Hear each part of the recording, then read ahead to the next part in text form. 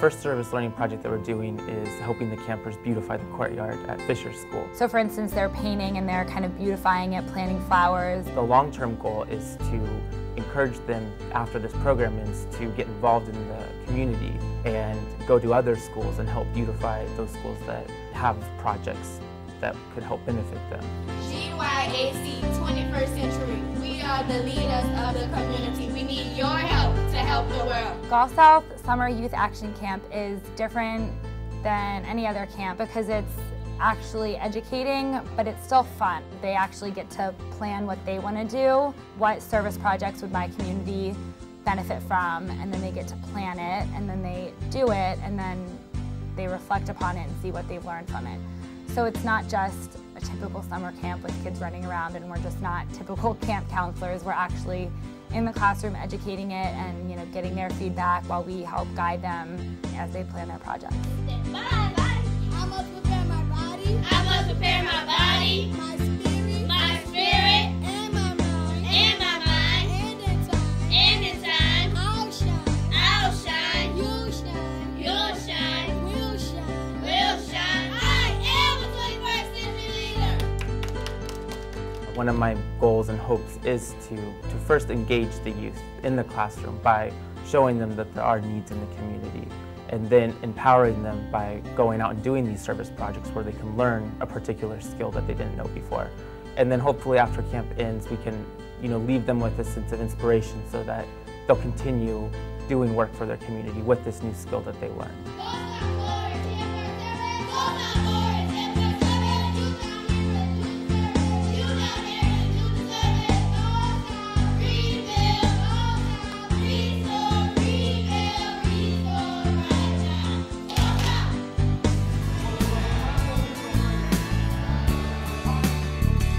This is such an exciting program because it is targeted for our middle school students.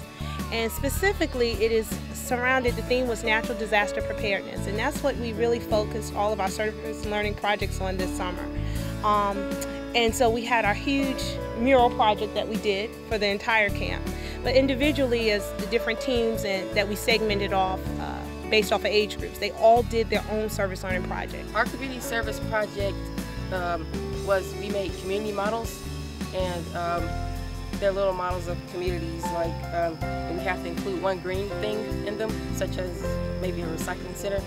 We are getting a better perspective on the reason and the factors that come along with being homeless. We're going to be homeless for an hour. If I was really homeless, I feel like sad and like people just go through the cars and don't even, you have to ask them for money. It's not like they really care if they're on the street.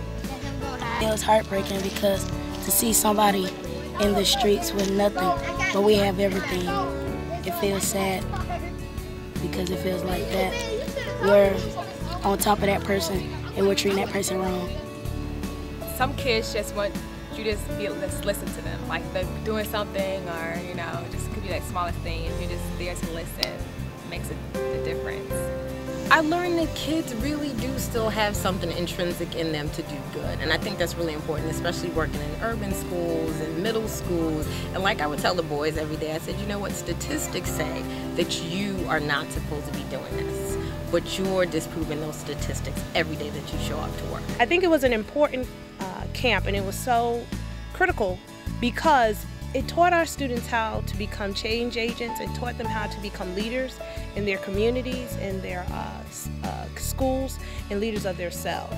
And so what we tried to do was empower and educate these students, and we couldn't have done it without the backing of Operation Reach, without the backing of City of Atlanta, and all of our members, AmeriCorps members and Vista members, and a wonderful staff.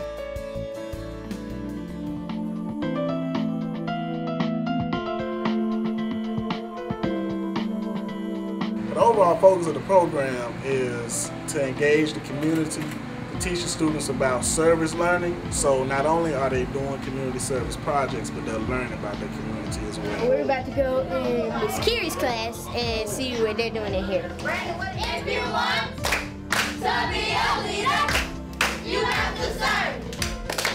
The most valuable lesson I have learned at the camp is to always keep the community safe and keep it clean. Just experiencing going out picking up trash and experiencing how my neighborhood would look if my neighborhood was like that.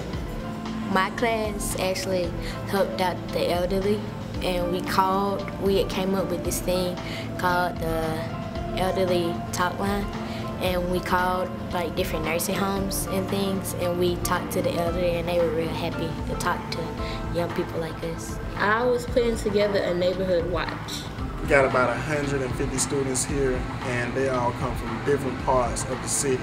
And we just wanted to give the students an opportunity to do something meaningful, have a meaningful experience for the summer, for them to give back, learn, and also be in a safe environment. And the students have loved it so far. See, we in the program and we trying to help the community. We up in this one and we want to help the community. Me and my friend, man, we want to help the community. When I heard about the program, I was excited because I did want something here at the school during the summer where the children had a place where they can come to and be involved in different activities. And one of my big things was community service. When they came to me and asked if they could have the program at Wilkerson School, I said, yeah, we'll try it this year because we never had any programs like this since I've been here. I think it's great because the kids give back to the community and they get a reward in return. A $500 scholarship. It's also great that they're getting them at such a young age too, because these are middle schoolers. I know I never got a scholarship in middle school, so hopefully that will encourage them to do well in high school.